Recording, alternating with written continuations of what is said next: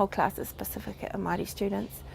The majority were writing well below the national expectations and curriculum levels. We looked at our ASTL results for the start of the term. I found that in my class the biggest gap was in planning and the children actually knowing how to sequence a story. I needed to find a tool that would take away the barriers for them that they had, but would give them the support that they needed. Having them make a digital story about an experience that they'd had at school or that we had had together. It formed a language base for oral language with the children because we could talk about it.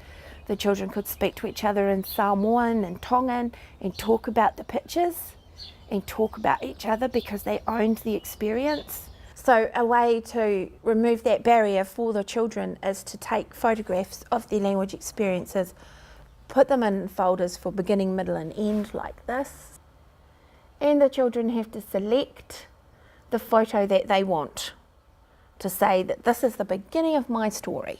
Here the students were the photographers.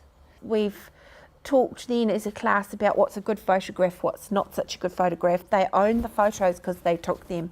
Then they simply cut and paste and drop it into their story. Yeah, the kids give each other feedback. They'll say, oh, that doesn't sound right.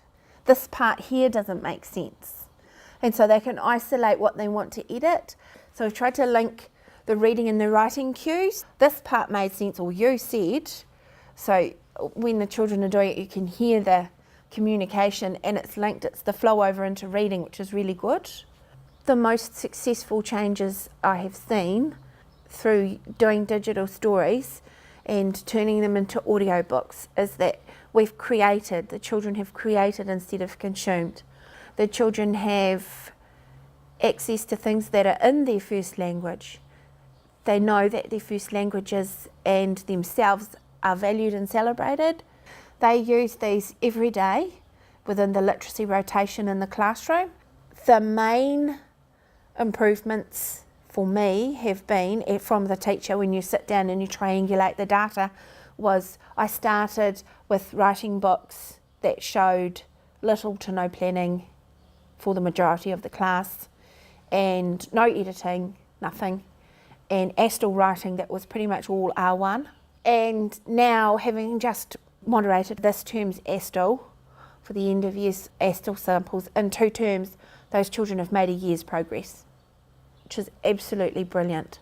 The biggest success for me is seeing the children's independence, and I think that is the key to it. The children are independent learners.